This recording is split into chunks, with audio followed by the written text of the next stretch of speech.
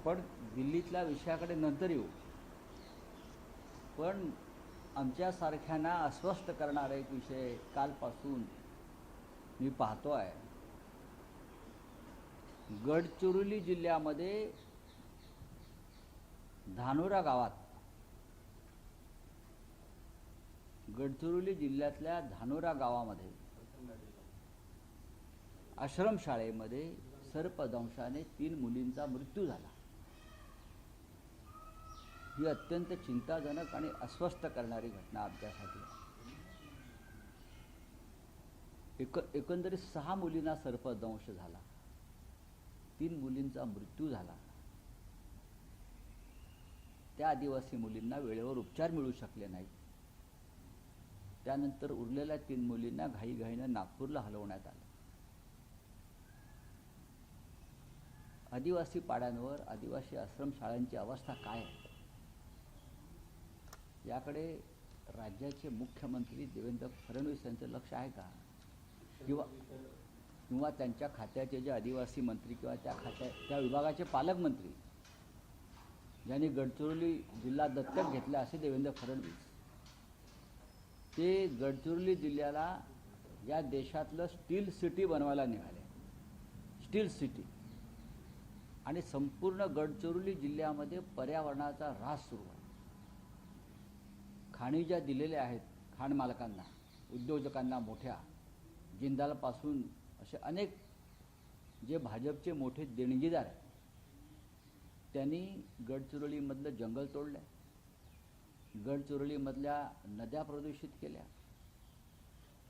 गडचिरोलीमधले डोंगर तोडले. त्याच्यामुळे जमीन जंगल हा ही जी घोषणा आहे आदिवासींची की आम्ही या जमीन जंगलचे मालक आहोत, तो आदिवासी विस्थापित झाला. आणि डोंगरावरचा वाघ, बिबळे, जंगली प्राणी, साप हे आदिवासींच्या घरात आणि शाळांमध्ये घुसून बळी घेत आहेत. तुम्ही नक्षलवाद संपवला म्हणताय गडचिरोलीचा, म्हणून आदिवासींचे मृत्यू थांबलेले नाही आहेत. ते अशा पद्धतीनं आपण मारताय. कसला विकास करताय तुम्ही आदिवासींचा? उपचार मिळत नाहीत आदिवासींना साप चावल्यावर, विंचू चावल्यावर. आणि तुम्ही गडचिरोलीची स्टील सिटी करायला निघालेला 3 विद्यार्थिनींच्या मृत्यूनं जर या राज्यांचं सरकार हळहळलं नसेल, अस्वस्थ झालं नसेल, तर यासारखं निर्दयी सरकार नाही. विकासाच्या या राज्यातल्या सरकारी शाळा, जिल्हा परिषद शाळा यांची अवस्था जाऊन बघा. मी आश्रमशाळेविषयी बोलतोय आत्ता, जिथे आदिवासी राहत आहेत, जगतायत मुलं. काय त्यांना मिळत आहे तुमच्या विकासामुळं? तुम्हाला माहिती आहे का, त्या गडचिरोली जिल्ह्यामध्ये जो खाण उद्योग आहे, त्यांची जी वाहनं चालत आहेत, हजारो लाखो वाहनं जिथे चालत आहेत, त्या वाहनाखाली गेल्या वर्षभरामध्ये 150 आदिवासी चिरडून मेले आहेत. त्यांचा मृतदेहसुद्धा गायब केले जातात FIR नको म्हणून. रक्ताचं थरोळं साचतं गडचिरोलीच्या त्या रस्त्यांवरती. एखादा आदिवासी कोणी आला, 5 मिनिटात ती बॉडी हलवली जाते आणि तिथे पाण्याचे फवारे मारून ते रक्त साफ केलं जातं. आणि पुरावा न असे 1500 लोक आतापर्यंत मेले. मध्यंतरी मला इथे येऊन ते काही लोक भेटले. मी आता जाणार हा साधारण 1.5 ते 1 वर्षातला आकडा आहे. आणि याचा कुठेही ही नोंद ठेवत नाहीत जिल्ह्याचा कलेक्टर. खाण मालकांच्या दबावाखाली त्यांना नुकसान भरपाई द्यावी लागेल म्हणून 1500 लोक मेलेले आहेत. आम्ही उचलू. मुख्यमंत्री काय करतो? आदिवासी विकास मंत्री काय करतायत? मला सांगा. यासाठी विकास हवा आहे का तुम्हाला? काय मिळतं आदिवासींना? आदिवासींना विस्थापित केलाय तुम्ही. कसला रोजगार आणताय? किती रोजगार मिळाला आहे तिकडे? हे तुमचे सगळे भारतीय जनता पक्षाचे देणगीदार जे तुम्हाला लाच देतात, त्यांना तुम्ही गडचिरोलीचं जंगल, डोंगर, नद्या उद्ध्वस्त करायला दिलेलं आहे. ज्या 3 मुलींचा मृत्यू झाला तो काल रेकॉर्डवरच आहे सर्पदंशाने. ज्या 3 मुली हॉस्पिटलमध्ये आहेत, त्यातल्या एका मुलीच्या आजोबांशी टीव्ही मराठीच्या प्रतिनिधींनी गजानन मटेंनी बातचीत केली. तेव्हा त्यांच्याशी बोलताना त्यांनी सांगितलं की बेड नव्हता झोपण्यासाठी. होय. आणि त्या मुली खाली झोपल्या होत्या, त्यांच्या कानाला साप चावला, अशा पद्धतीची माहिती त्यांच्या आजोबांनी टीव्ही मराठी. बरोबर आहे ना. मग मी तेच सांगतोय ना, आश्रमशाळांना जो निधी दिला जातो तो कुठे जातोय? कोण खातोय, हे कोणाचे लोक आहेत, या 3 सर्पदंशाची घटना समोर आल्या. आतापर्यंत असंख्य मुलं आणि मुली विंचू आणि सर्पदंशानं त्या भागामध्ये मरण पावलीत. आदिवासी पाड्यांवर रुग्णवाहिका नाही. तुम्ही पाहिलं असेल की झोळीमध्ये रुग्णांना न्यावं लागतं आहे, प्रेतं झोळीतून न्यावी लागत आहेत. एखाद्या रुग्णालयामध्ये सरकारी जर कोणी मृत्यू झाला लहान मुलाचा, तर आईवडिलांना ते प्रेत आपल्या खांद्यावर टाकून घरापर्यंत न्यावं लागतं. रुग्णवाहिका नाहीत. ही राज्याची आदिवासी आणि आरोग्य व्यवस्थेची धुंडवडे आहेत. आणि देवेंद्र फडणवीस विकासाच्या गोष्टी करतायत, नरेंद्र मोदी विकासाच्या गोष्टी करतायत. हां, कोणाला तुम्ही मूर्ख बनवताय? नक्षलवाद संपवला म्हणून सरकार नक्षलवाद कोणासाठी संपवला? या उद्योगपतींसाठी, आदिवासींसाठी नाही. आदिवासींचं मरण या मार्गानं सुरूच आहे ना. नक्षलवाद संपवल्याच्या गोष्टी करतात ते उद्योगपतींच्या सुरक्षेसाठी. यांच्या आदिवासी मरतोच आहे. आदिवासींच्या ह्यातूनच एखादा नक्षलवादी परत निर्माण होतो, तेव्हा त्याला गोळ्या घातल्या जातात. ज्या 3 मुलींची प्रकृती गंभीर आहे त्यांच्यावरती उपचार सुरू आहे, पण त्यातल्या काही मुलींची प्रकृती अजूनही खालवत चालली आहे. अत्यंत गंभीर आहे. मी सकाळीच माहिती घेतली. मी सकाळीच नागपूरला फोन करून माहिती घेतली. प्रकृती गंभीर आहे. 2 मुलींची प्रकृती अत्यंत गंभीर आहे. आणि माझ्या माहितीनुसार नंदुरबार, गडचिरोली, चंद्रपूर अशा ठिकाणी ज्या आदिवासींच्या आश्रमशाळा आहेत त्या अत्यंत भयंकर अवस्थेत आहेत. आणि तिथे अशा प्रकारच्या सर्पदंशाच्या, विंचूदंशाच्या घटना साधारण आठवड्यातून 2 ते 3 वेळा घडतात. अनेकांचे मृत्यू हे रेकॉर्डवरती आलेले नाहीत. मी आता मुंबईत गेल्यावर या विषयावरती युवा नेते आमचे युवासेना प्रमुख आदित्य ठाकरे यांच्याशी मी बोलणार आहे. कारण याचं कारण असं आहे, ही विद्यार्थी आहेत, ती मुलं आहेत, हे आदिवासींमधले जेएनजी आहेत सध्याच्या भाषेत बोलायचे तर. आणि पर्यावरणासंदर्भात आदित्य ठाकरे फार महत्त्वाची कामं करत आहेत. मध्यंतरी मी जेव्हा नागपूरला आम्ही एका आंदोलनासाठी गेलो होतो राम मंदिरासंदर्भात, तेव्हा आदित्य ठाकरे यांना भेटण्यासाठी त्या भागातले गडचिरोली, चंद्रपूर, अमरावती या भागातले पर्यावरण क्षेत्रातले प्रमुख कार्यकर्ते आले होते. तेव्हाही त्यांनी हा गडचिरोलीचा विषय माझ्यासमोरच काढला होता. त्याच्यामुळे मी आता मुंबईला गेल्यावरती या संदर्भात आदित्य ठाकरे यांच्याशी चर्चा करू, ह्याच्यामध्ये आपल्याला काय करता येईल. नक्कीच होय. आदित्य ठाकरे या संदर्भात केंद्राकडे पाठपुरावा चालवलेला आहे. काही प्रकरणं त्यांनी ग्रीन ट्रायब्युनलमध्ये नेलेली आहेत आदित्य साहेबांनी. त्याच्यामुळे असं नाही की काल या 3 मुलींच्या मृत्यूनं मी इतका अस्वस्थ आहे की इतकं जगणं सोपं हे झालं आहे, मृत्यू सोपा झाला आहे या महाराष्ट्रामध्ये आदिवासींचा, जे या भागाचे खरे भूमिपुत्र आहेत. हां, झारखंडमध्ये, छत्तीसगडमध्ये, ओरिसामध्ये आदिवासींवर ज्या प्रकारचे अत्याचार सुरू आहेत ते अत्यंत भयंकर आहेत. 3 मुलींचा मृत्यू जर हे देवेंद्र, मी तर सांगणार आहे आदिवासींना, तिकडे साप पकडा, गडचिरोलीमध्ये मुंबईला या आणि मंत्र्यांच्या घरात सोडा, मग त्यांना कळेल मृत्यूचं भय काय असतं ते. 3 दिवस बाकी आहेत संसदेच्या कामकाजाचे. हा मुद्दा महाराष्ट्राचा अत्यंत महत्त्वाचा मुद्दा आहे. तुमचे महाविकास आघाडीचे खासदार आहेत तिथं, तुम्ही हा मुद्दा संसदेमध्ये कशा करता हा मुद्दा दिल्लीत उचलायला पाहिजे? राज्यातले मंत्र्यांना का नुसतं पोसायचं आहे का आम्ही सरकारी खर्चानं? राजीनामे द्या आदिवासी मंत्र्यांनी आणि तिकडल्या पालकमंत्र्यांनी. खाण मालकांकडून का फक्त हप्ते घ्यायला जाता का तुम्ही? तिकडे हप्तेबाजी करायला जाता? माझ्याकडे आकडे आहेत,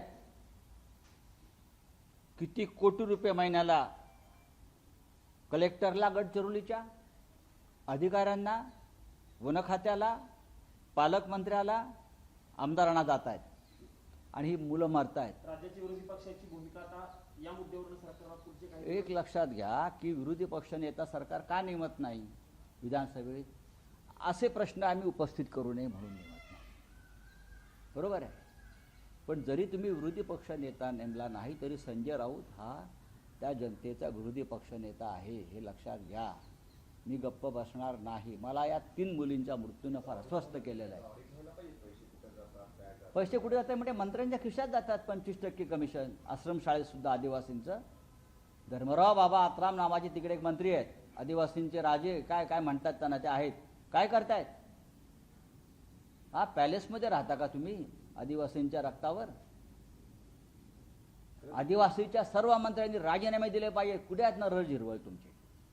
हा आदिवासी दिन साजरा केला त्यांनी परवा. कसला आंतरराष्ट्रीय नाचवतात आदिवासींना आणि मनोरंजन करून घेता तुम्ही काय आदिवासींचं फूड कल्चर आदिवासींचं अमुक कल्चर अरे पोरं मारतायत बघा रे आदिवासींची पोरं मारतायत ब्युटिफिकेशन केलं जातं फक्त.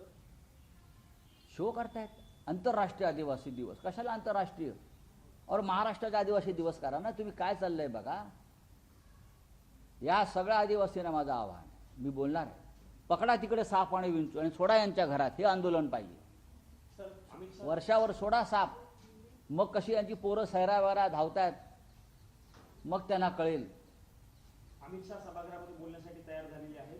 किरण मग रिजिजू उपकार करतात का आदिवासी आपले अमित शहा बोलायला तयार झाले सभागृहात उपकार करतायत संसदेवर लोकशाहीवर देशावर उपकार कर रहे क्या हाँ मेहरबानी कर रहे आने दो ना देख लेंगे उशीर झाला बोलायला पण नाही. नहीं मैं मेहरबानी कर रहे हैं ना मैं आ रहा हूँ भाई मेहरबानी करतात क्या ते महाराष्ट्रातील 5,000 अधिक कंपन्या दुसऱ्या राज्यामध्ये गेल्यात किंवा त्या संस्थेतील परदेशात गेलेल्या आहेत अशी माहिती 3,500 कंपन्या बंदही झालेल्या आहेत याचं उत्तर देवेंद्र फडणवीसांनी द्यावं बरं का गुंतवणूक गुंतवणूक आली महाराष्ट्र प्रगतीपथावर आहे कुठे आहे प्रगतीपथावर महाराष्ट्र कुठे आहे रोजगार महाराष्ट्रात सांगा बरं.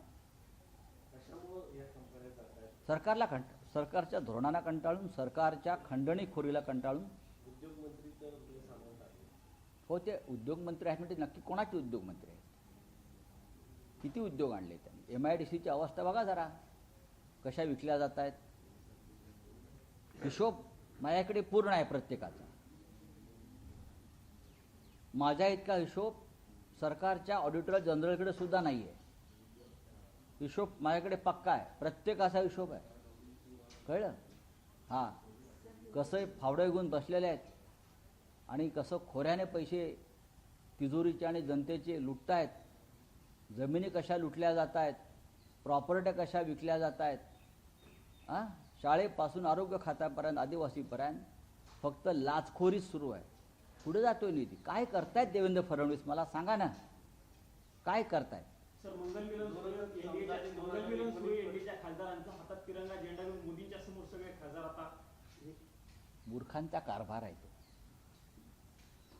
मानसिकदृष्ट्या हे लोक विकलांग झालेले आहेत हे मनोरुग्ण आहेत आणि या मनोरुग्णांवरती आता उपचार होणं जरा कठीण आहे लक्षात तुम्हाला सांगतो मी सरकार बदलणं आणि या मनोरुग्णांवरती सामुदायिक उपचार करणं एवढाच एक आता मार्ग शिल्लक आहे यांना गुंगीचं औषध देऊन झोपवलं पाहिजे सगळ्यांना किंवा यांना चहातून भांग दिली पाहिजे शांत पडून राहतो बोलिया हो गया लास्ट मंथ के प्रोटेस्ट को लेकर आज हाउस एड्रेस करेंगे बीजेपी बोल रही है कि डिस्टर्ब ना करे अपोजिशन हाउस को क्यों? किस तरीके से देख रहे हैं डिस्टर्ब क्यों ना करें अमित शाह आने वाले हैं अफवाह है ये लोग अफवाहें फैलाते हैं अमित शाह ने अगर आने का मन बनाया है तो क्या मेहरबानी कर रहे हैं क्या देश पर लोकतंत्र पर संसद पर आपको आना ही पड़ेगा ये जनता की ताकत है जिस तरह से आपने जंतर मंतर पर बच्चों पर गोलियां चलाई पैलेट गन टीयर गैस छोड़ा है बहुत कुछ किया है अत्याचार आपको जवाब देना पड़ेगा आपको तो इस्तीफा देना चाहिए अगर कोई दूसरा मंत्री होता कांग्रेस का तो इस्तीफा ले लिया होता ये लोगों ने शिवराज पाटिल साहब ने सिर्फ एक बार कपड़े बदले क्या वहाँ वो बम फुट के जाकर आपने इस्तीफा ले लिया उनका और आपने बच्चों पर इतना अत्याचार किया है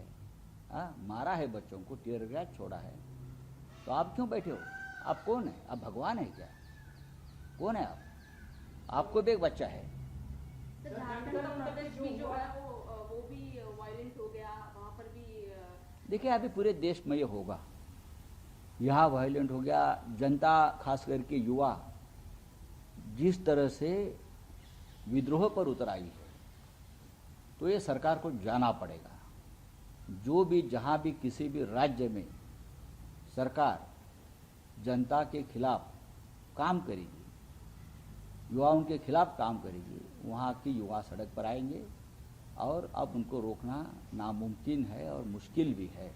सर, जंतर मंतर पे जो कुछ भी हुआ, गृह मंत्री का इस्तीफा आप मांग रहे हैं। झारखंड में आंदोलनरत छात्रों पे भी बल प्रयोग किया गया, वहाँ पे किसका इस्तीफा मांग लिया? देखिए, झारखंड में अगर ये हुआ है तो जिम्मेदारी वहाँ के मुख्यमंत्री की है।